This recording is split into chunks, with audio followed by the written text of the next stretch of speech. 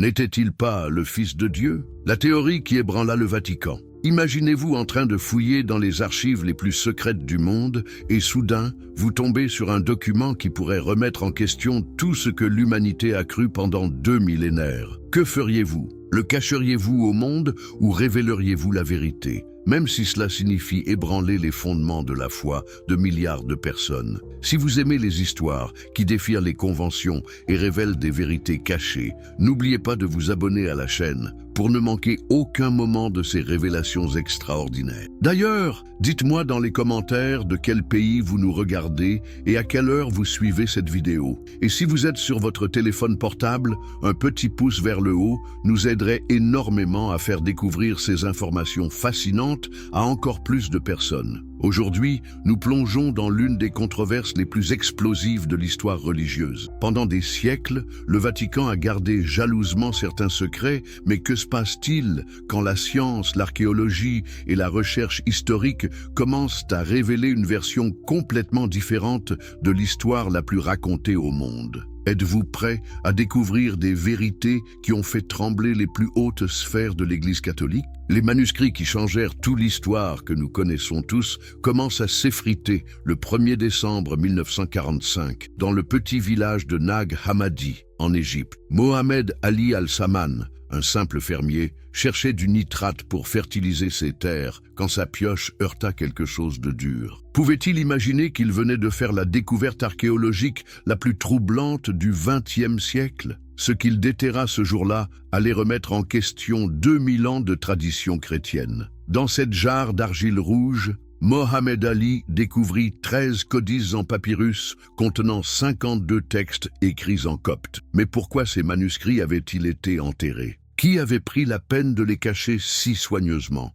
La réponse à ces questions allait révéler l'une des plus grandes suppressions d'informations de l'histoire humaine. Ces textes, qu'on appelle aujourd'hui les évangiles de Nag Hammadi, présentaient un Jésus radicalement différent de celui que nous connaissons. Dans l'évangile, selon Thomas par exemple, Jésus n'est pas présenté comme le Fils unique de Dieu, mais plutôt comme un maître spirituel qui enseigne que chaque être humain porte en lui une étincelle divine. Celui qui boira de ma bouche deviendra comme moi. Et moi aussi, je deviendrai lui, et les choses cachées lui seront révélées, dit Jésus dans ce texte.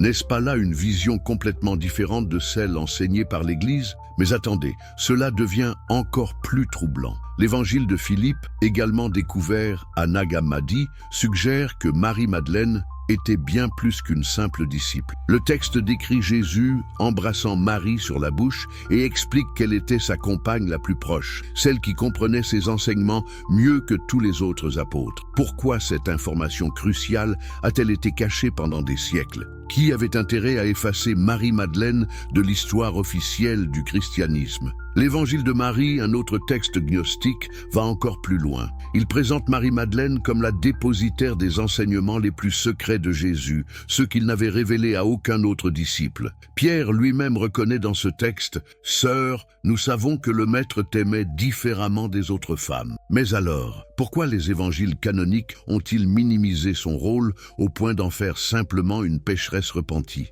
Ces découvertes soulèvent une question fondamentale. Si ces textes ont été écrits par les premières communautés chrétiennes, pourquoi ont-ils été exclus de la Bible? La réponse nous mène directement au couloir du pouvoir de l'Empire romain du IVe siècle. L'empereur Constantin, qui légalisa le christianisme en 313 avec l'édit de Milan, avait un problème majeur sur les bras. Le christianisme n'était pas une religion unifiée, mais un ensemble de mouvements très diversifiés avec des croyances parfois contradictoires. Les chrétiens gnostiques croyaient que chaque individu pouvait accéder directement au divin sans intermédiaire ecclésiastique. Les chrétiens ébionites considéraient Jésus comme un prophète humain, pas comme Dieu incarné. Les chrétiens marcionites rejetaient complètement l'Ancien Testament. Imaginez le chaos. Comment gouverner un empire avec une religion qui avait autant de versions différentes? Constantin avait besoin d'unité et l'unité nécessitait une version officielle de l'histoire. Mais qui déciderait de cette version?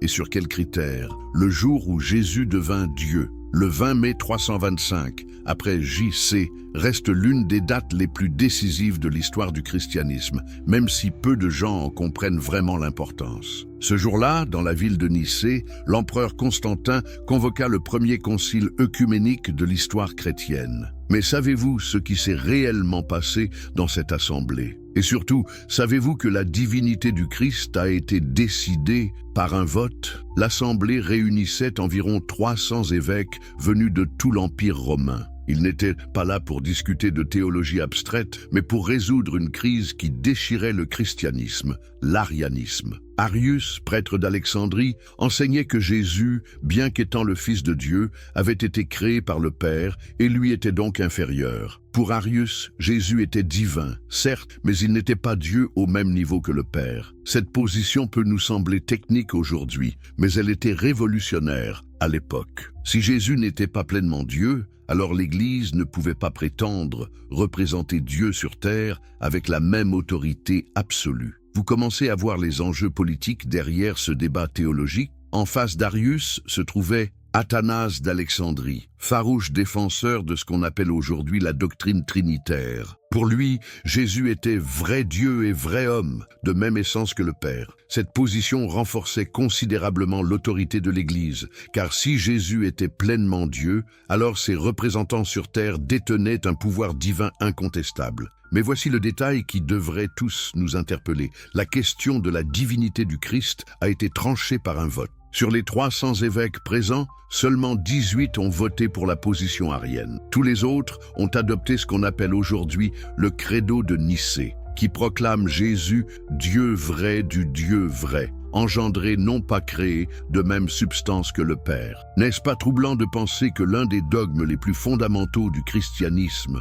a été décidé par une majorité politique plutôt que par une révélation divine? Et que serait devenu le christianisme si le vote avait été différent? Mais l'histoire ne s'arrête pas là. Ceux qui ont refusé de signer ce credo ont été excommuniés et exilés par ordre impérial. Leurs écrits ont été brûlés, leurs églises confisquées. Constantin n'avait pas seulement organisé un concile théologique, il avait orchestré une purge idéologique d'une efficacité redoutable. Pourtant, l'arianisme n'est pas mort à Nicée. Il a continué à prospérer pendant des siècles, particulièrement parmi les peuples barbares que l'Empire romain tentait de convertir. Les Goths, les Vandales, les Lombards étaient en grande majorité ariens. Ils croyaient en Jésus, mais pas en sa divinité absolue. Imaginez, pendant des décennies après Nicée, une grande partie de l'Europe chrétienne ne considérait pas Jésus comme Dieu. Ce n'est qu'avec la conversion de Clovis et l'expansion du pouvoir franc que le christianisme nicéen a définitivement triomphé en Occident. Mais cette victoire était-elle théologique ou purement politique? Quand on étudie les détails historiques, la seconde option semble bien plus plausible. D'ailleurs, savez-vous que les premiers chrétiens avaient des croyances extrêmement diverses sur la nature de Jésus? Les Ébionites, des chrétiens d'origine juive, considéraient Jésus comme un prophète humain choisi par Dieu, mais pas comme Dieu lui-même. Pour eux, Jésus était devenu le Messie lors de son baptême, quand l'Esprit Saint était descendu sur lui. Les Docètes, à l'inverse, pensaient que Jésus était entièrement divin et que son apparence humaine n'était qu'une illusion. Comment le Dieu parfait et immuable pourrait-il souffrir et mourir comme un simple mortel? Pour eux, la crucifixion n'était qu'une apparence, un spectacle destiné à tromper les forces du mal. Les adoptianistes enseignaient que Jésus était né humain, mais qu'il avait été adopté par Dieu comme son fils lors de sa résurrection. Cette croyance expliquait comment un homme pourrait devenir divin, sans remettre en question l'unicité de Dieu. Toutes ces communautés se considéraient comme authentiquement chrétiennes. Toutes vénéraient Jésus et suivaient ses enseignements. Mais leurs interprétations de sa nature variaient énormément. Alors, qui avait raison? Et surtout, qui avait le droit de décider qui avait raison? L'héritage païen du christianisme. Voici une question qui dérange. Et si le christianisme tel que nous le connaissons aujourd'hui était en réalité un mélange savant entre les enseignements originaux de Jésus et les traditions religieuses païennes de l'Empire romain? Cette hypothèse, longtemps taboue, est aujourd'hui sérieusement étudiée par de nombreux historiens des religions. Commençons par le commencement. La naissance virginale. Cette idée vous semble-t-elle unique au christianisme? Détrompez-vous. Dans la mythologie grecque, Zeus engendre Persée avec Danaé, qu'il féconde sous forme de pluie d'or. Hermès naît d'une liaison entre Zeus et la mortelle Maïa. Apollon et Artémis sont les enfants de Zeus et de Leto. Dionysos lui-même naît d'une union entre Zeus et la mortelle Sémélé. Mais c'est dans les cultes à mystère que les parallèles deviennent vraiment troublants. Prenons Mithra, divinité perse extrêmement populaire dans l'armée romaine. Mithra naît d'une vierge, un 25 décembre dans une grotte. Il est appelé la lumière du monde et le bon berger. Il sacrifie sa vie pour sauver l'humanité et ressuscite 3 jours après sa mort. Ses fidèles célèbrent sa résurrection par un repas sacré de pain et de vin censé représenter son corps et son sang. Ces ressemblances vous semblent-elles coïncidentielles? Et que dire d'Osiris, le dieu égyptien qui meurt et ressuscite, jugeant ensuite les morts dans l'au-delà? Ou d'Attis, divinité phrygienne qui meurt et renaît chaque année, symbolisant le cycle éternel de la mort et de la renaissance. Le plus troublant, c'est que ces cultes étaient déjà bien établis quand le christianisme a commencé à se répandre dans l'Empire romain. Les premiers chrétiens évoluaient dans un environnement religieux où les dieux sauveurs, les naissances virginales et les résurrections étaient des thèmes familiers. N'est-il pas logique que leur compréhension de Jésus ait été influencée par ces références culturelles? Regardons maintenant la date de Noël. Savez-vous que les évangiles ne donnent aucune indication sur la date de naissance de Jésus? L'évangile de Luc suggère même que Jésus est né pendant que les bergers gardaient leurs troupeaux dans les champs, ce qui indiquerait plutôt le printemps ou l'été en Palestine. Alors, pourquoi célébrer Noël le 25 décembre? Parce que cette date correspondait exactement au Sol Invictus, la fête du soleil invaincu, célébrée dans tout l'Empire romain. L'empereur Aurélien avait officialisé ce culte solaire en 274, faisant du 25 décembre la fête la plus importante du calendrier païen. Quand Constantin légalisa le christianisme, était-il plus facile de combattre cette fête populaire ou de la christianiser en y associant la naissance du soleil de justice qu'était Jésus? La même logique s'applique à de nombreuses autres fêtes chrétiennes. Pâques coïncide avec les célébrations printanières de la résurrection de la nature. La Toussaint remplace la fête celtique de Samhain. L'épiphanie correspond aux célébrations dionysiaques. Ces synchronismes sont-ils fortuits ou révèlent-ils une stratégie délibérée d'adaptation du christianisme aux cultures locales? Mais c'est peut-être dans l'évolution de la figure de Marie que l'influence païenne est la plus évidente. Dans les premiers siècles du christianisme, Marie était une figure relativement discrète, mentionnée avec parcimonie dans les évangiles. Comment est-elle devenue la reine du ciel, la mère de Dieu, l'intercessrice toute-puissante que vénèrent aujourd'hui des millions de catholiques? La réponse se trouve dans les cultes de la grande déesse qui dominait la Méditerranée antique. Isis en Égypte, Cybèle en Asie mineure, Déméter en Grèce, toutes ces divinités maternelles protectrices ont progressivement fusionné avec la figure de Marie. Le concile d'Éphèse en 431, qui proclama Marie Théotokos, Mère de Dieu, se déroula symboliquement dans la ville qui abritait le plus grand temple d'Artémis, déesse vierge et protectrice des mers. N'est-ce pas révélateur que les premiers grands sanctuaires mariaux aient été construits exactement aux emplacements des anciens temples de déesses païennes? Notre-Dame de Chartres sur un sanctuaire druidique, Notre-Dame du Puy sur un temple de Diane, Notre-Dame de Rocamadour sur un site de culte préhistorique? Cette christianisation des lieux et des pratiques païennes était-elle une trahison des enseignements originaux de Jésus ou une adaptation nécessaire pour faire accepter une religion venue d'Orient par les populations européennes? Les historiens débattent encore de cette question, mais une chose est certaine. Le christianisme que nous connaissons aujourd'hui est le produit d'un long métissage culturel et religieux, l'épreuve qui dérange. Maintenant, abordons la question qui fâche vraiment. Qu'est-ce que l'archéologie et l'histoire profane nous disent réellement sur l'existence de Jésus? Vous allez être surpris de découvrir à quel point les preuves contemporaines de son existence sont rares. Commençons par un fait troublant. Aucun historien contemporain de Jésus ne le mentionne. Philon d'Alexandrie, le plus grand intellectuel juif de l'époque, qui vivait exactement au même moment que Jésus et qui s'intéressait passionnément au mouvement messianique de son temps, ne dit pas un mot de lui, pas une seule ligne dans ses 80 ouvrages conservés. Juste Matityahu, historien juif qui a écrit une histoire détaillée de la Palestine du 1er siècle, ne mentionne Jésus que dans 2 passages, dont l'authenticité est fortement contestée par les spécialistes. Le Testimonium Flavianum contient des expressions typiquement chrétiennes qui détonnent complètement avec le style de Joseph. Comment un juif pharisien aurait-il pu écrire que Jésus était le Christ? Cette interpolation chrétienne est aujourd'hui reconnue par la plupart des historiens. Pline le Jeune, Tacite, Suétone, les 3 grands historiens romains qui mentionnent les chrétiens écrivaient tous au moins 80 ans après la mort supposée de Jésus. Ils ne font que rapporter les croyances des chrétiens de leur époque, pas des faits historiques qu'ils auraient pu vérifier. Mais voici ce qui est encore plus troublant. Les premiers écrits chrétiens, les lettres de Paul, ne mentionnent pratiquement aucun détail de la vie terrestre de Jésus. Paul ne parle ni de la naissance à Bethléem, ni des miracles, ni des paraboles, ni même de la plupart des événements rapportés dans les évangiles. Pour Paul, Jésus semble être une figure essentiellement spirituelle, mort pour nos péchés selon les Écritures. N'est-ce pas étrange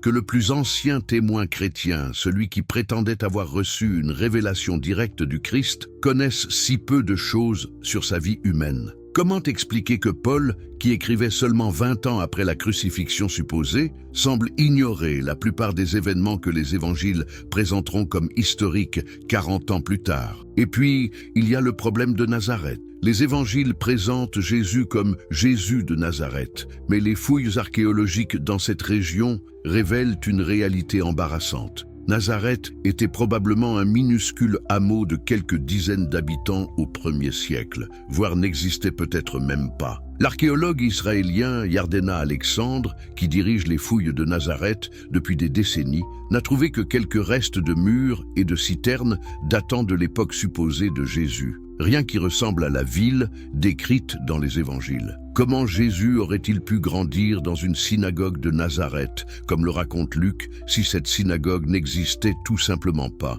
Mais le plus troublant, c'est que Nazareth n'apparaît dans aucun texte antérieur aux évangiles. Ni l'Ancien Testament, ni Joseph, ni aucun document juif ou romain ne mentionne cette localité. Le Talmud, qui liste 63 villes de Galilée, ne cite pas Nazareth. N'est-ce pas étrange pour la ville natale du personnage le plus célèbre de l'histoire? Certains chercheurs, comme René Salm, suggèrent que Nazareth pourrait être une déformation de naziréen ou nazoréen, terme qui désignait peut-être une secte juive particulière plutôt qu'un lieu géographique. Jésus le Nazoréen ne serait pas Jésus de Nazareth, mais Jésus le membre de la secte des Nazoréens. Cette hypothèse expliquerait pourquoi les premiers chrétiens étaient appelés Nazoréens dans certains textes antiques. Et que dire des contradictions entre les évangiles concernant la généalogie de Jésus? Matthieu et Luc donnent 2 lignées complètement différentes, incompatibles entre elles. Comment Jésus peut-il descendre à la fois de David par Salomon, selon Matthieu,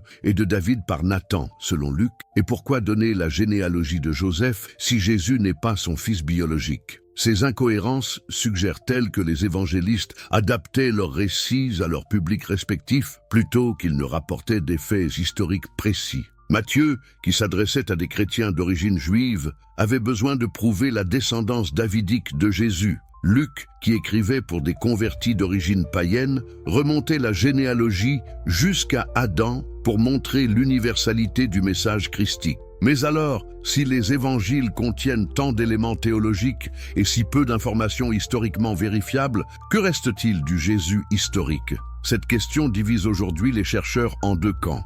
Ceux qui pensent qu'un prédicateur juif nommé Jésus a vraiment existé au 1er siècle, mais que sa vie a été largement mythologisée par les premiers chrétiens, et ceux qui pensent que Jésus est entièrement une création littéraire et théologique, construite à partir de diverses traditions juives et païennes. Alors, que nous révèlent réellement ces découvertes et ces analyses? Elles nous montrent que l'histoire du christianisme est infiniment plus complexe que ce qu'on nous a enseigné. Elles révèlent les influences multiples qui ont façonné cette religion, les débats passionnés qui ont déchiré les premières communautés chrétiennes et les décisions politiques qui ont fixé les dogmes que nous connaissons aujourd'hui. Mais peut-être que la vraie question n'est pas de savoir si Jésus était ou non le Fils de Dieu. Peut-être que la vraie question est de comprendre pourquoi cette figure, qu'elle soit historique ou mythologique, continue d'inspirer et de transformer des milliards de vies humaines 2000 ans après son apparition supposée dans l'histoire. Car au-delà des débats historiques et théologiques, une chose demeure indéniable, le message d'amour, de compassion et de justice sociale associé à Jésus a changé le monde. Peu importe finalement que ce message ait été porté par un prédicateur galiléen du 1er siècle ou qu'il ait émergé des aspirations spirituelles de communautés en quête de sens et d'espoir. Et vous, après avoir découvert ces informations, comment percevez-vous cette histoire millénaire qui continue de fasciner l'humanité? La vérité historique et la vérité spirituelle peuvent-elles coexister? Ou faut-il choisir entre la foi et la raison? Dites-nous ce que vous en pensez dans les commentaires. N'était-il pas le Fils de Dieu? La théorie qui ébranla le Vatican. Imaginez-vous en train de fouiller dans les archives les plus secrètes du monde et soudain, vous tombez sur un document qui pourrait remettre en question tout ce que l'humanité a cru pendant 2 millénaires. Que feriez-vous? Le cacheriez-vous au monde ou révéleriez-vous la vérité? Même si cela signifie ébranler les fondements de la foi de milliards de personnes. Si vous aimez les histoires qui défient les conventions et révèlent des vérités cachées, n'oubliez pas de vous abonner à la chaîne pour ne manquer aucun moment de ces révélations extraordinaires. D'ailleurs, dites-moi dans les commentaires de quel pays vous nous regardez et à quelle heure vous suivez cette vidéo. Et si vous êtes sur votre téléphone portable, un petit pouce vers le haut nous aiderait énormément à faire découvrir ces informations fascinantes à encore plus de personnes. Aujourd'hui, nous plongeons dans l'une des controverses les plus explosives de l'histoire religieuse. Pendant des siècles, le Vatican a gardé jalousement certains secrets, mais que se passe-t-il quand la science, l'archéologie et la recherche historique commencent à révéler une version complètement différente de l'histoire la plus racontée au monde? Êtes-vous prêt à découvrir des vérités qui ont fait trembler les plus hautes sphères de l'Église catholique? Les manuscrits qui changèrent toute l'histoire que nous connaissons tous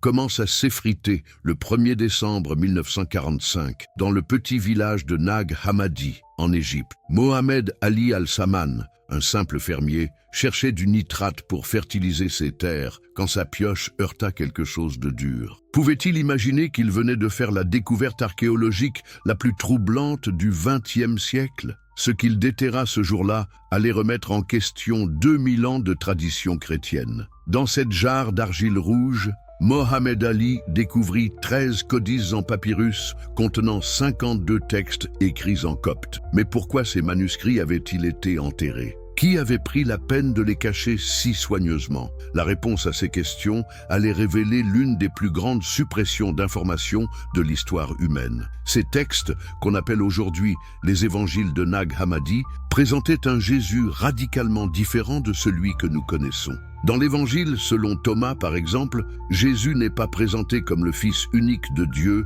mais plutôt comme un maître spirituel qui enseigne que chaque être humain porte en lui une étincelle divine. Celui qui boira de ma bouche deviendra comme moi. Et moi aussi, je deviendrai lui, et les choses cachées lui seront révélées, dit Jésus dans ce texte.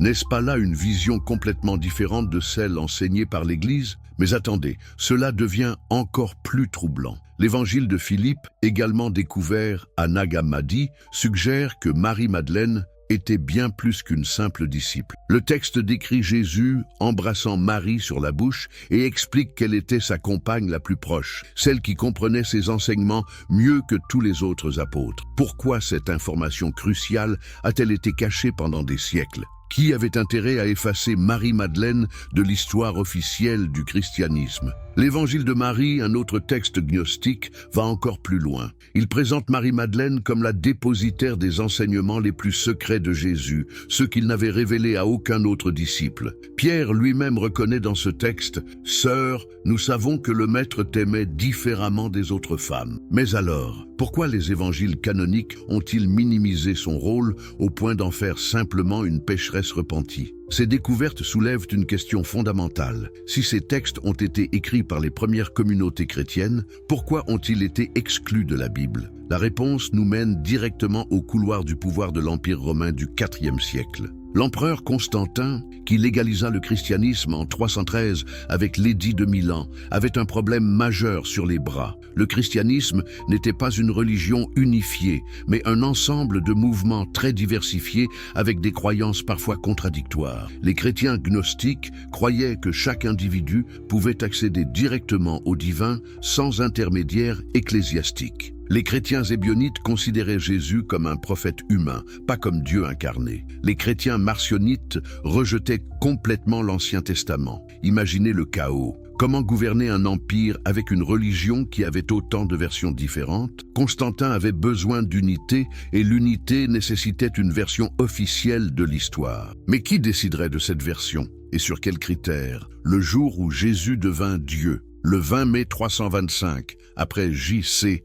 reste l'une des dates les plus décisives de l'histoire du christianisme, même si peu de gens en comprennent vraiment l'importance. Ce jour-là, dans la ville de Nicée, l'empereur Constantin convoqua le premier concile œcuménique de l'histoire chrétienne. Mais savez-vous ce qui s'est réellement passé dans cette assemblée? Et surtout, savez-vous que la divinité du Christ a été décidée par un vote? L'assemblée réunissait environ 300 évêques venus de tout l'Empire romain. Ils n'étaient pas là pour discuter de théologie abstraite, mais pour résoudre une crise qui déchirait le christianisme, l'arianisme. Arius, prêtre d'Alexandrie, enseignait que Jésus, bien qu'étant le Fils de Dieu, avait été créé par le Père et lui était donc inférieur. Pour Arius, Jésus était divin, certes, mais il n'était pas Dieu au même niveau que le Père. Cette position peut nous sembler technique aujourd'hui, mais elle était révolutionnaire à l'époque. Si Jésus n'était pas pleinement Dieu, alors l'Église ne pouvait pas prétendre représenter Dieu sur terre avec la même autorité absolue. Vous commencez à voir les enjeux politiques derrière ce débat théologique. En face d'Arius se trouvait Athanase d'Alexandrie, farouche défenseur de ce qu'on appelle aujourd'hui la doctrine trinitaire. Pour lui, Jésus était vrai Dieu et vrai homme, de même essence que le Père. Cette position renforçait considérablement l'autorité de l'Église, car si Jésus était pleinement Dieu, alors ses représentants sur terre détenaient un pouvoir divin incontestable. Mais voici le détail qui devrait tous nous interpeller. La question de la divinité du Christ a été tranchée par un vote. Sur les 300 évêques présents, seulement 18 ont voté pour la position arienne. Tous les autres ont adopté ce qu'on appelle aujourd'hui le credo de Nicée, qui proclame Jésus Dieu vrai du Dieu vrai, engendré non pas créé, de même substance que le Père. N'est-ce pas troublant de penser que l'un des dogmes les plus fondamentaux du christianisme a été décidé par une majorité politique plutôt que par une révélation divine? Et que serait devenu le christianisme si le vote avait été différent? Mais l'histoire ne s'arrête pas là. Ceux qui ont refusé de signer ce credo ont été excommuniés et exilés par ordre impérial. Leurs écrits ont été brûlés, leurs églises confisquées. Constantin n'avait pas seulement organisé un concile théologique, il avait orchestré une purge idéologique d'une efficacité redoutable. Pourtant, l'arianisme n'est pas mort à Nicée. Il a continué à prospérer pendant des siècles, particulièrement parmi les peuples barbares que l'Empire romain tentait de convertir. Les Goths, les Vandales, les Lombards étaient en grande majorité ariens. Ils croyaient en Jésus, mais pas en sa divinité absolue. Imaginez, pendant des décennies après Nicée, une grande partie de l'Europe chrétienne ne considérait pas Jésus comme Dieu. Ce n'est qu'avec la conversion de Clovis et l'expansion du pouvoir franc que le christianisme nicéen a définitivement triomphé en Occident. Mais cette victoire était-elle théologique ou purement politique? Quand on étudie les détails historiques, la seconde option semble bien plus plausible. D'ailleurs, savez-vous que les premiers chrétiens avaient des croyances extrêmement diverses sur la nature de Jésus? Les Ébionites, des chrétiens d'origine juive, considéraient Jésus comme un prophète humain choisi par Dieu, mais pas comme Dieu lui-même. Pour eux, Jésus était devenu le Messie lors de son baptême, quand l'Esprit Saint était descendu sur lui. Les Docètes, à l'inverse, pensaient que Jésus était entièrement divin et que son apparence humaine n'était qu'une illusion. Comment le Dieu parfait et immuable pourrait-il souffrir et mourir comme un simple mortel? Pour eux, la crucifixion n'était qu'une apparence, un spectacle destiné à tromper les forces du mal. Les adoptionnistes enseignaient que Jésus était né humain, mais qu'il avait été adopté par Dieu comme son fils lors de sa résurrection. Cette croyance expliquait comment un homme pourrait devenir divin, sans remettre en question l'unicité de Dieu. Toutes ces communautés se considéraient comme authentiquement chrétiennes. Toutes vénéraient Jésus et suivaient ses enseignements. Mais leurs interprétations de sa nature variaient énormément. Alors, qui avait raison? Et surtout, qui avait le droit de décider qui avait raison? L'héritage païen du christianisme. Voici une question qui dérange. Et si le christianisme tel que nous le connaissons aujourd'hui était en réalité un mélange savant entre les enseignements originaux de Jésus et les traditions religieuses païennes de l'Empire romain? Cette hypothèse, longtemps taboue, est aujourd'hui sérieusement étudiée par de nombreux historiens des religions. Commençons par le commencement. La naissance virginale. Cette idée vous semble-t-elle unique au christianisme? Détrompez-vous. Dans la mythologie grecque, Zeus engendre Persée avec Danaé, qu'il féconde sous forme de pluie d'or. Hermès naît d'une liaison entre Zeus et la mortelle Maïa.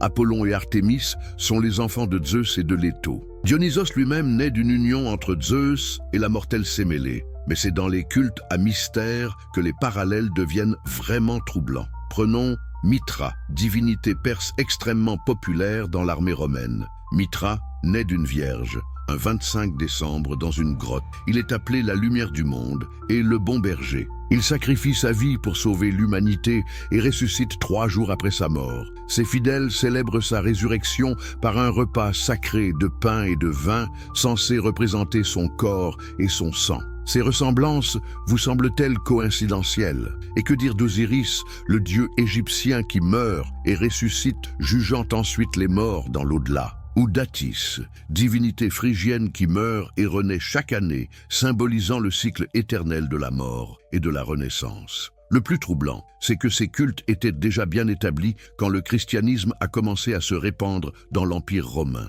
Les premiers chrétiens évoluaient dans un environnement religieux où les dieux sauveurs, les naissances virginales et les résurrections étaient des thèmes familiers. N'est-il pas logique que leur compréhension de Jésus ait été influencée par ces références culturelles? Regardons maintenant la date de Noël. Savez-vous que les évangiles ne donnent aucune indication sur la date de naissance de Jésus? L'évangile de Luc suggère même que Jésus est né pendant que les bergers gardaient leurs troupeaux dans les champs, ce qui indiquerait plutôt le printemps ou l'été en Palestine. Alors, pourquoi célébrer Noël le 25 décembre? Parce que cette date correspondait exactement au Sol Invictus, la fête du soleil invaincu, célébrée dans tout l'Empire romain. L'empereur Aurélien avait officialisé ce culte solaire en 274, faisant du 25 décembre la fête la plus importante du calendrier païen. Quand Constantin légalisa le christianisme, était-il plus facile de combattre cette fête populaire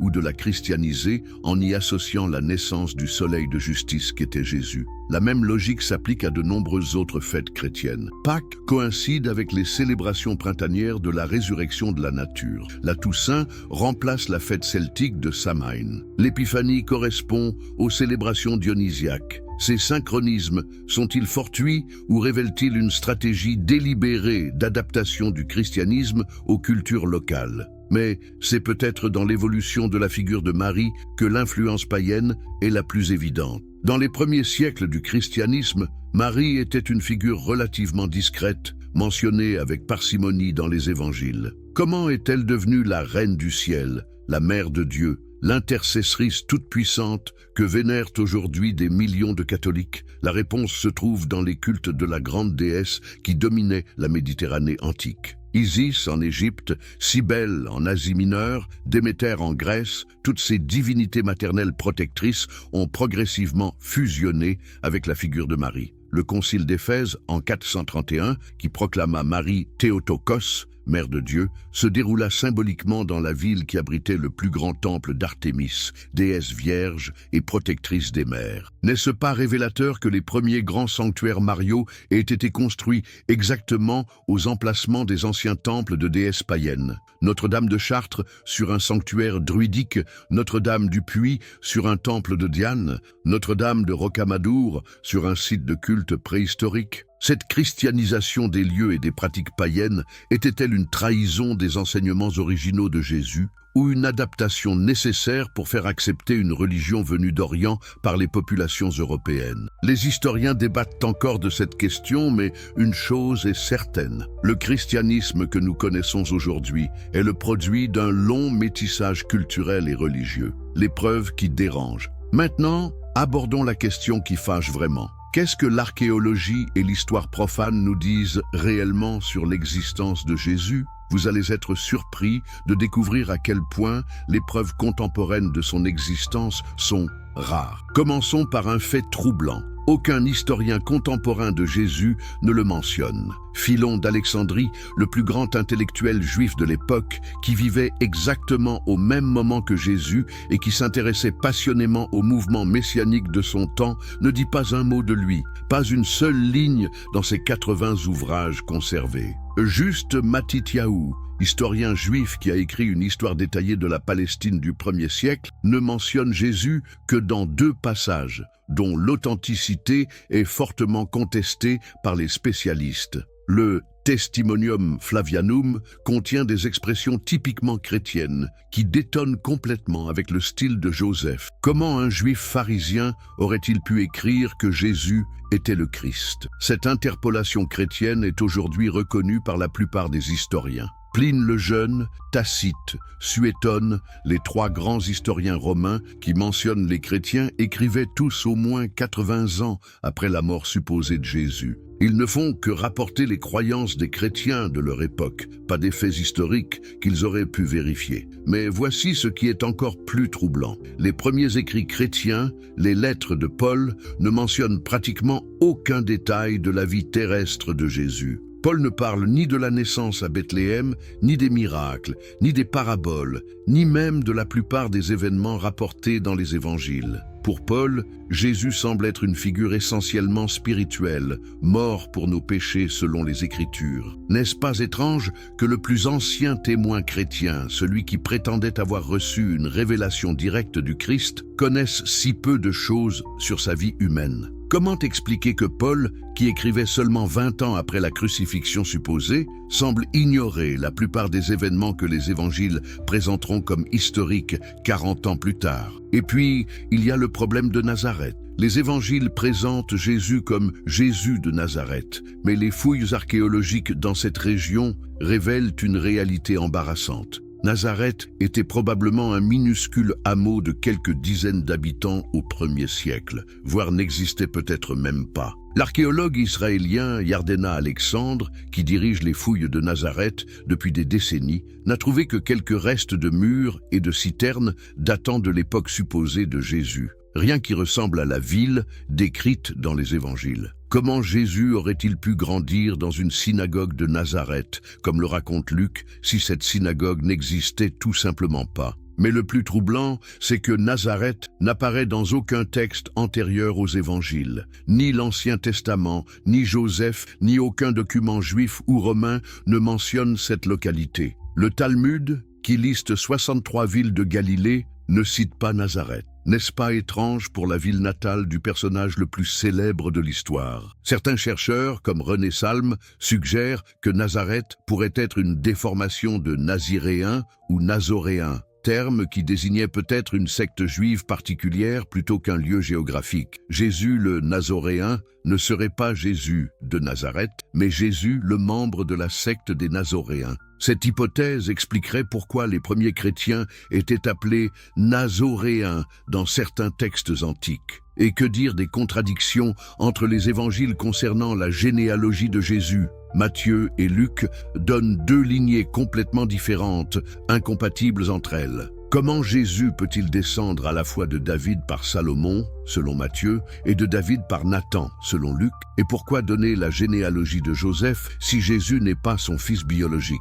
Ces incohérences suggèrent-elles que les évangélistes adaptaient leurs récits à leur public respectif plutôt qu'ils ne rapportaient des faits historiques précis? Matthieu, qui s'adressait à des chrétiens d'origine juive, avait besoin de prouver la descendance davidique de Jésus. Luc, qui écrivait pour des convertis d'origine païenne, remontait la généalogie jusqu'à Adam pour montrer l'universalité du message christique. Mais alors, si les évangiles contiennent tant d'éléments théologiques et si peu d'informations historiquement vérifiables, que reste-t-il du Jésus historique? Cette question divise aujourd'hui les chercheurs en deux camps.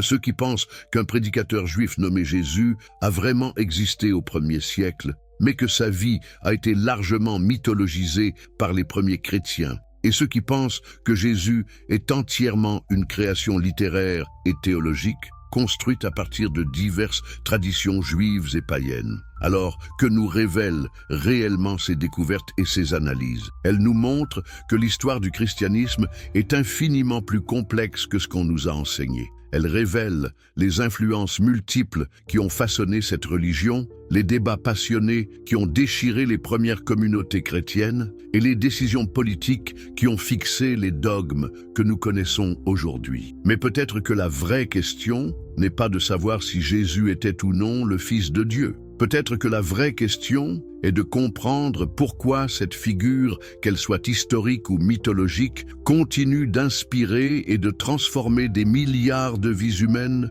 2000 ans après son apparition supposée dans l'histoire. Car au-delà des débats historiques et théologiques, une chose demeure indéniable, le message d'amour, de compassion et de justice sociale associé à Jésus a changé le monde. Peu importe finalement que ce message ait été porté par un prédicateur galiléen du 1er siècle ou qu'il ait émergé des aspirations spirituelles de communautés en quête de sens et d'espoir. Et vous, après avoir découvert ces informations, comment percevez-vous cette histoire millénaire qui continue de fasciner l'humanité? La vérité historique et la vérité spirituelle peuvent-elles coexister? Ou faut-il choisir entre la foi et la raison? Dites-nous ce que vous en pensez dans les commentaires. Les secrets du Vatican et la guerre de l'information. Mais attendez, car l'histoire devient encore plus fascinante quand nous pénétrons dans les archives les plus secrètes du monde. Imaginez un labyrinthe souterrain,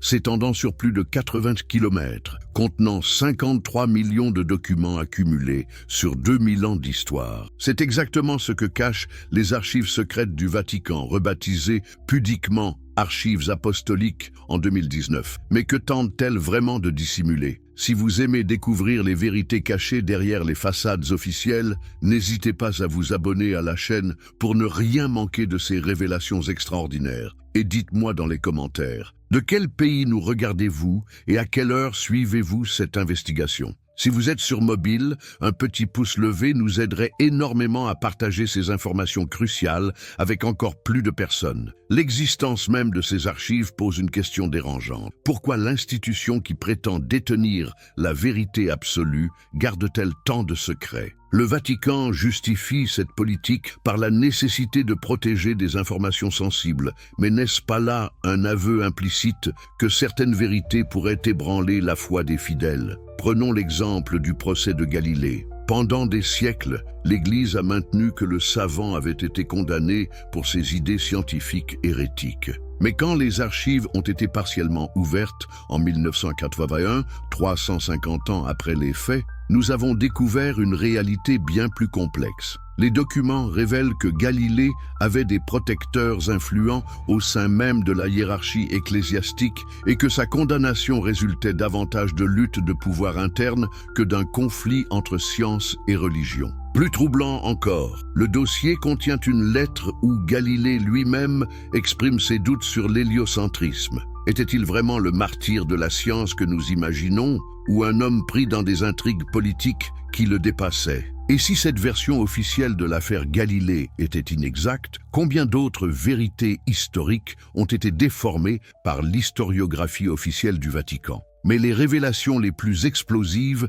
concernent les origines mêmes du christianisme. En 2019, pour la première fois de son histoire, le Vatican a ouvert ses archives concernant le pape Pie XII et la Seconde Guerre mondiale. Les historiens espéraient enfin comprendre l'attitude controversée de l'Église face à la Shoah. Ce qu'ils ont découvert dépasse leurs pires craintes. Les documents révèlent que le Vatican était parfaitement informé de l'extermination des Juifs dès 1942, mais qu'il a choisi de garder le silence pour préserver ses intérêts diplomatiques. Pire, certains dignitaires ecclésiastiques ont activement aidé des criminels de guerre nazis à fuir vers l'Amérique du Sud via les Ratlines, ces filières d'évasion organisées avec la complicité de prêtres catholiques. Si l'Église a pu dissimuler sa compromission avec le nazisme pendant près de 80 ans, quels autres secrets garde-t-elle dans ses voûtes? Et surtout, que cache-t-elle concernant les origines du christianisme,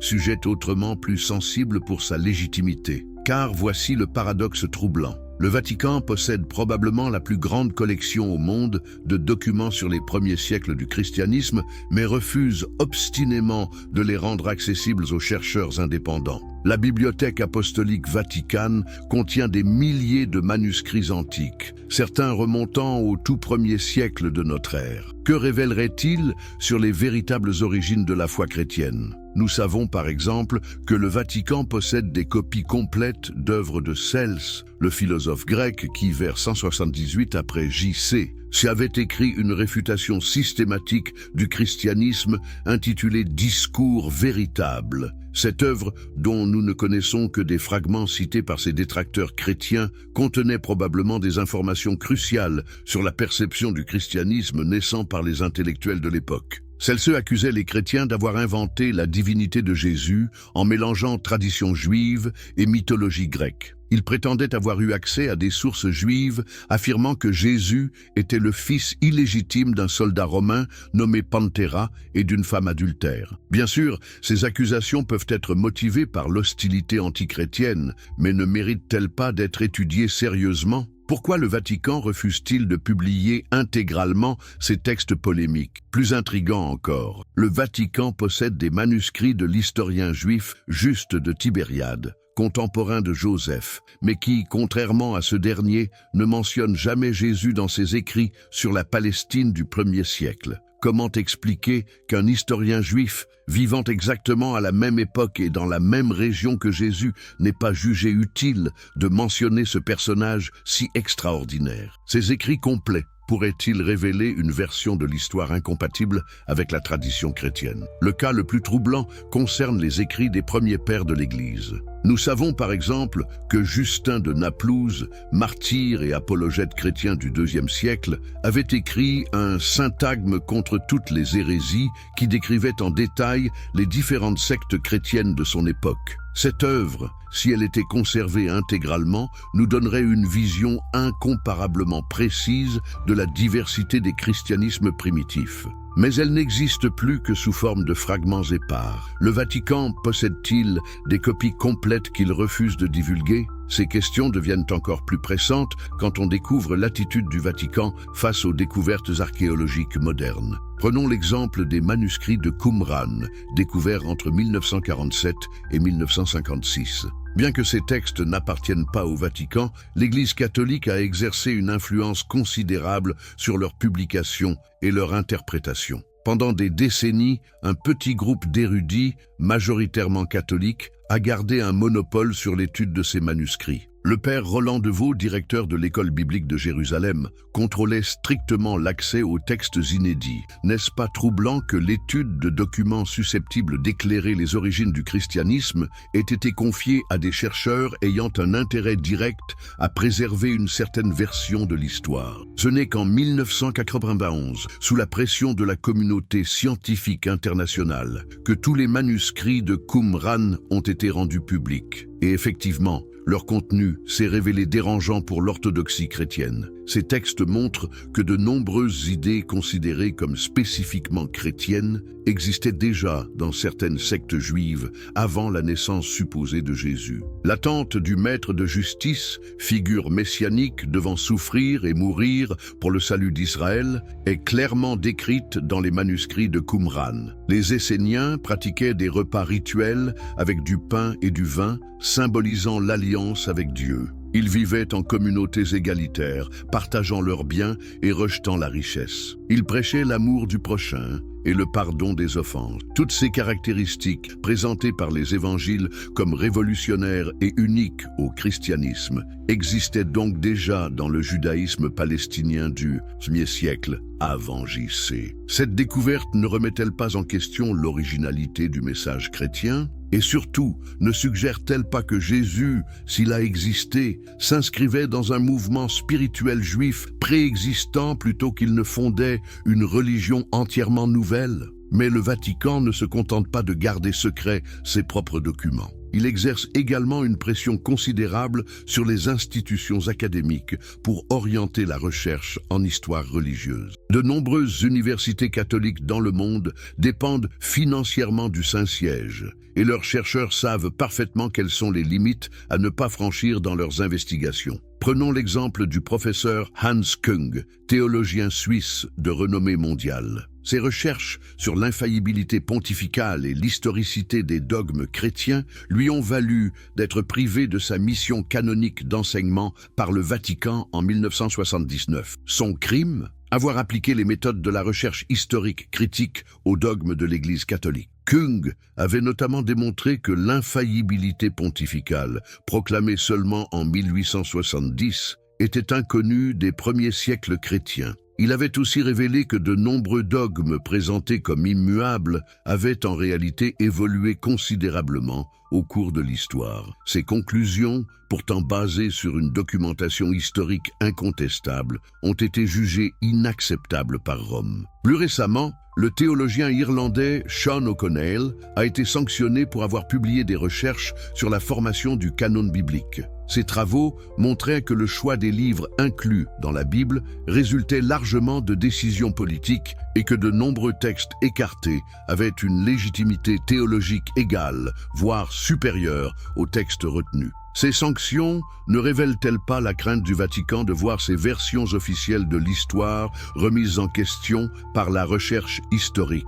Et si l'Église était vraiment confiante dans ses positions, pourquoi craindrait-elle tant la libre investigation scientifique? Le cas le plus récent et le plus révélateur concerne les recherches sur l'Évangile de Judas. Quand ce manuscrit gnostique a été découvert dans les années 1970, le Vatican a immédiatement tenté d'en contrôler l'accès et l'interprétation. Des intermédiaires liés à l'Église ont essayé de racheter le manuscrit pour l'enfouir définitivement dans les archives vaticanes. Heureusement, la National Geographic Society a réussi à acquérir le document et à le faire traduire par une équipe internationale de spécialistes indépendants. La publication de l'Évangile de Judas en 2006 a provoqué un séisme dans le monde chrétien. Ce texte présente Judas non comme le traître de la tradition, mais comme le disciple le plus proche de Jésus, celui qui a accepté de jouer le rôle le plus difficile dans le plan divin. Selon cet évangile, Jésus demande lui-même à Judas de le livrer aux autorités, car c'est le seul moyen pour lui d'accomplir sa mission spirituelle. « Tu les surpasseras tous, car tu sacrifieras l'homme qui me revêt », dit Jésus à Judas dans ce texte. Cette version bouleverse complètement la compréhension traditionnelle de la Passion et remet en question l'un des piliers de la théologie chrétienne, le sacrifice rédempteur du Christ. Mais voici le plus troublant. Des analyses paléographiques et chimiques ont confirmé que ce manuscrit datait effectivement du IVe siècle, ce qui en fait l'un des plus anciens témoignages de la tradition gnostique. Comment expliquer que cette version de l'histoire ait été si radicalement effacée de la mémoire chrétienne? Et combien d'autres textes similaires dorment encore dans les archives secrètes du Vatican? La réaction officielle de l'Église à ces découvertes est révélatrice. Au lieu d'engager un débat théologique ouvert sur les implications de ces nouveaux documents, le Vatican s'est contenté de déclarer que ces textes étaient des faux tardifs sans valeur historique. Mais cette position devient de plus en plus difficile à tenir face à l'accumulation de preuves scientifiques. D'ailleurs, la stratégie du Vatican a considérablement évolué ces dernières décennies. Plutôt que de nier frontalement les découvertes embarrassantes, l'Église préfère aujourd'hui les contextualiser et les réinterpréter pour les rendre compatibles avec la doctrine officielle. Cette approche plus subtile n'en reste pas moins une forme de manipulation de l'information historique. Prenons l'exemple de la Commission biblique pontificale, créée en 1902 pour répondre aux défis de l'exégèse moderne. Cette institution a pour mission officielle de promouvoir les études bibliques et leur interprétation conforme à la foi de l'Église. Notez bien cette formulation. Il ne s'agit pas de chercher la vérité historique, mais de proposer des interprétations conformes à la foi. Cette commission a publié de nombreux documents tentant de concilier les découvertes archéologiques et historiques avec la doctrine traditionnelle. Mais ces exercices d'équilibrisme intellectuel convainquent-ils vraiment quelqu'un? Quand les faits contredisent la doctrine, n'est-il pas plus honnête de réviser la doctrine plutôt que de tordre les faits? Le pape François lui-même, malgré son image progressiste, maintient cette ligne de conduite. Dans son encyclique Evangelii Gaudium, il écrit « L'interprétation de l'Écriture sainte ne peut pas être seulement un effort scientifique individuel, mais doit toujours être confrontée, insérée et authentifiée par la tradition vivante de l'Église. » En d'autres termes, et peu importe ce que révèlent les recherches historiques, seule l'interprétation officielle de l'Église fait autorité. Cette position n'est-elle pas fondamentalement anti-scientifique et ne révèle-t-elle pas que l'Église catholique reste prisonnière de ses dogmes historiques, même quand ils sont contredits par les preuves? La révolution silencieuse des chercheurs catholiques. Pourtant, à l'intérieur même de l'Église catholique, une révolution silencieuse est en marche. De nombreux théologiens, exégètes et historiens catholiques remettent aujourd'hui en question les interprétations traditionnelles de l'histoire chrétienne. Ces chercheurs, souvent formés dans les meilleures universités du monde, ne peuvent plus ignorer les découvertes de la recherche moderne. John Dominic Crossan, prêtre catholique irlandais et éminent spécialiste du Nouveau Testament, a révolutionné l'étude du Jésus historique. Ses recherches, basées sur l'analyse des sources les plus anciennes et les méthodes de l'anthropologie culturelle, présentent un Jésus radicalement différent de celui des évangiles canoniques. Pour Crossan, Jésus était un paysan juif méditerranéen qui prêchait un message social et politique révolutionnaire. Il n'était pas le Messie divin de la tradition chrétienne, mais un sage itinérant qui enseignait l'égalité sociale et la résistance pacifique à l'oppression romaine. Cette vision, bien qu'émise par un prêtre catholique, remet fondamentalement en question la christologie traditionnelle. Mais Crossan n'est pas un cas isolé. De nombreux autres théologiens catholiques explorent des pistes similaires. John P. Meyer, prêtre et professeur à l'Université Notre-Dame, a publié une monumentale série d'ouvrages intitulée « Un juif marginal », où il applique rigoureusement les méthodes historiques à l'étude de Jésus. Ses conclusions sont troublantes. La plupart des miracles attribués à Jésus dans les évangiles sont probablement des créations théologiques postérieures. La naissance virginale, la résurrection corporelle, l'ascension sont autant de traditions qui reflètent la foi des premières communautés chrétiennes plutôt que des événements historiques vérifiables. Meyer va plus loin. Selon lui, Jésus n'a probablement jamais eu l'intention de fonder une nouvelle religion. Il était et est resté juif jusqu'à sa mort, et son message s'adressait exclusivement au peuple d'Israël. C'est Paul de Tarse qui a transformé ce mouvement de réforme juive en religion universelle accessible aux païens. Ces positions, émanant de théologiens catholiques reconnus, ne devraient-elles pas conduire l'Église à réviser ses positions officielles? Comment l'institution peut-elle continuer à enseigner comme vérité révélée des éléments que ses propres chercheurs identifient comme des créations mythologiques? La tension devient encore plus visible avec les travaux du père jésuite José Antonio Pagola. Ce prêtre espagnol, docteur en théologie et en sciences bibliques, a publié un livre intitulé « Jésus, une approximation historique » qui a déclenché une polémique majeure dans l'Église espagnole. Pagola y présente un Jésus profondément humain, marqué par les incertitudes et les doutes de sa condition mortelle. Il suggère que Jésus a pu évoluer dans sa compréhension de sa mission et qu'il n'avait pas nécessairement conscience dès le départ de sa prétendue divinité. Cette approche, pourtant basée sur une lecture attentive des évangiles eux-mêmes, a été jugée hérétique par la conférence épiscopale espagnole. Le livre de Pagola a été retiré de la vente dans de nombreuses librairies catholiques et son auteur a été contraint de publier une version corrigée édulcorant ses positions les plus audacieuses. N'est-ce pas là un aveu que l'Église préfère la censure à la discussion théologique ouverte? Mais le cas le plus révélateur concerne peut-être le théologien allemand Gerd Lüdemann.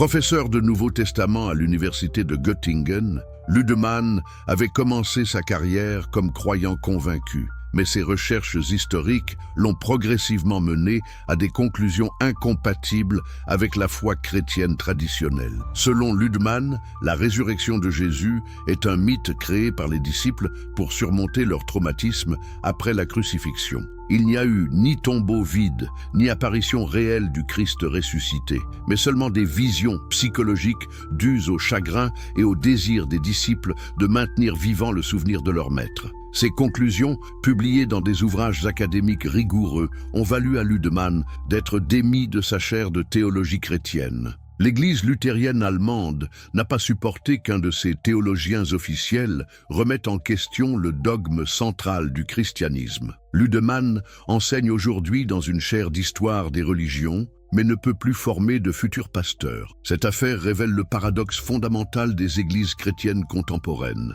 Elles encouragent la recherche théologique tant qu'elles confirment leurs dogmes, mais sanctionnent impitoyablement les chercheurs dont les conclusions dérangent. N'est-ce pas là une attitude fondamentalement anti-intellectuelle et anti-scientifique? D'autres théologiens ont choisi une voie plus diplomatique. Marcus Borg, éminent spécialiste américain du Nouveau Testament, a développé ce qu'il appelle une christologie non littérale. Pour lui, les récits évangéliques ne doivent pas être lus comme des reportages historiques, mais comme des témoignages de foi exprimés dans le langage symbolique et mythologique de l'époque. Jésus peut être fils de Dieu au sens métaphorique, sans être littéralement engendré par Dieu. Il peut être ressuscité au sens spirituel, sans que son cadavre soit sorti physiquement du tombeau. Cette approche permet de préserver la signification religieuse des textes chrétiens tout en tenant compte des découvertes historiques modernes. Mais cette position de compromis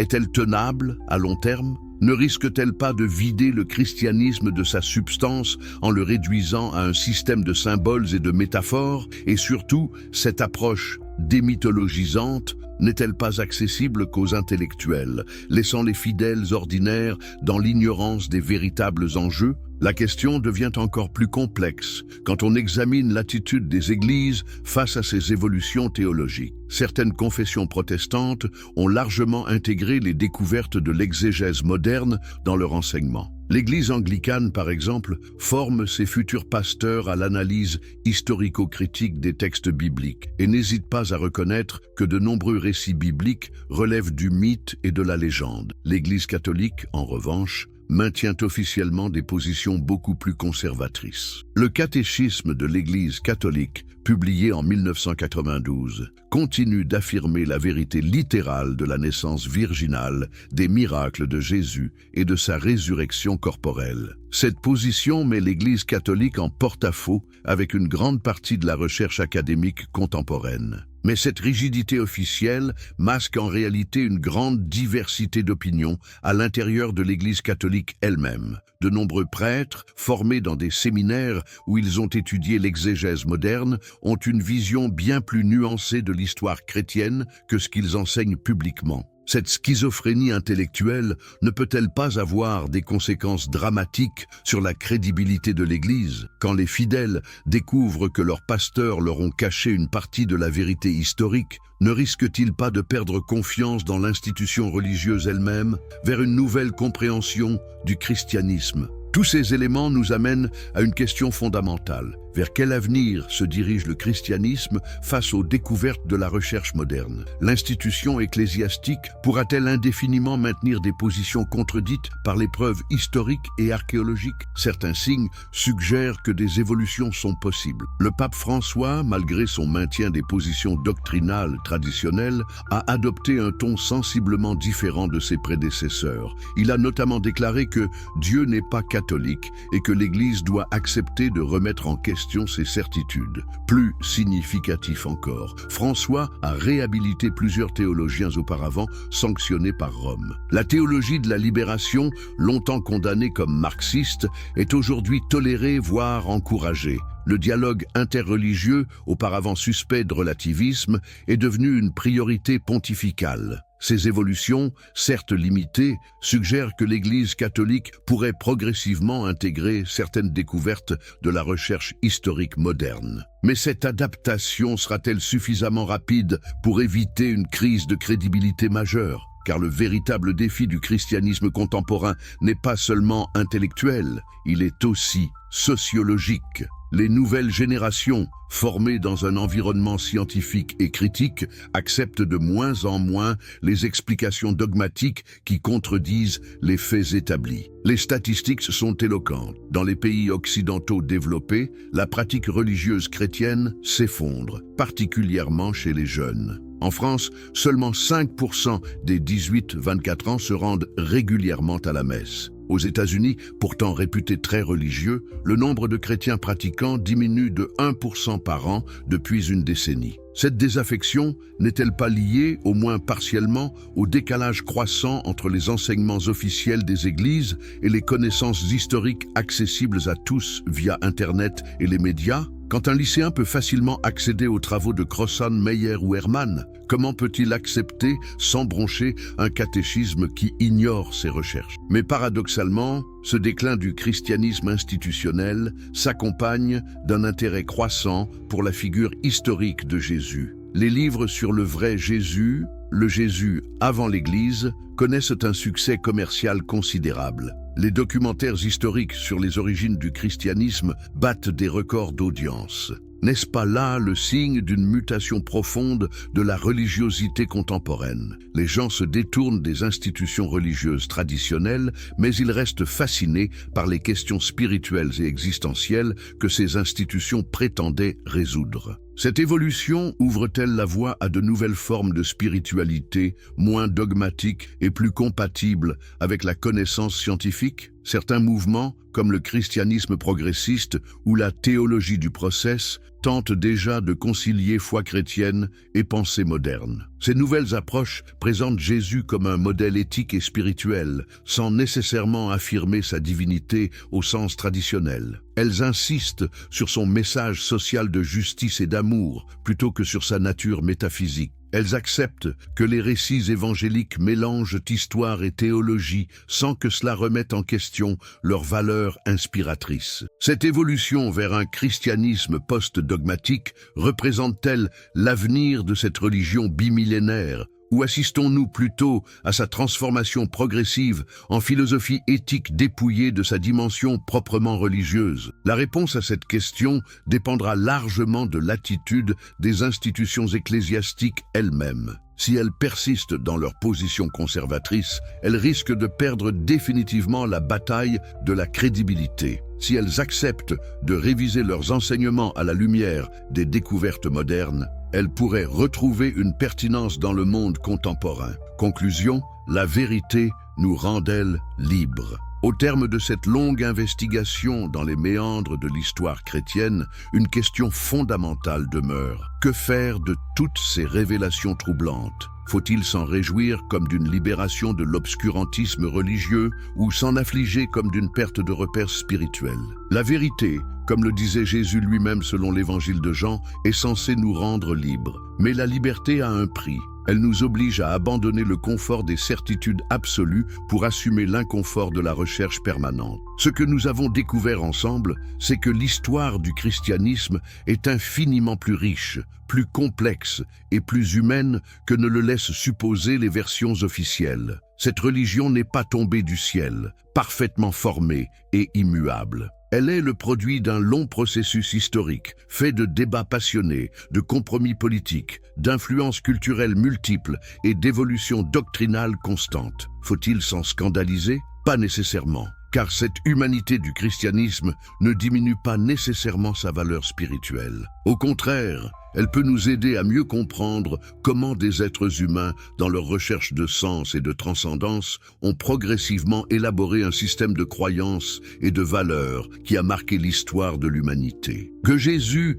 ait été ou non le Fils de Dieu au sens littéral importe peut-être moins que l'inspiration qu'il a suscitée chez des millions d'êtres humains à travers les siècles. que les évangiles mélangent histoire et théologie ne diminue pas nécessairement la beauté et la profondeur de leur message éthique et spirituel. La vraie question n'est peut-être pas de savoir si le christianisme dit la vérité absolue, mais plutôt de comprendre pourquoi cette tradition religieuse continue de nourrir la quête spirituelle de tant d'êtres humains. Et inversement, pourquoi elle en laisse tant d'autres insatisfaits ou indifférents. Les découvertes que nous avons explorées ne nous obligent pas à rejeter en bloc l'héritage chrétien. Elles nous invitent plutôt à le regarder avec des yeux nouveaux, libérés des œillères du dogmatisme. Elles nous permettent de distinguer ce qui, dans cette tradition, relève de la vérité historique et ce qui relève de la vérité symbolique ou spirituelle. Cette distinction n'est pas une concession au relativisme, mais au contraire une exigence de lucidité intellectuelle.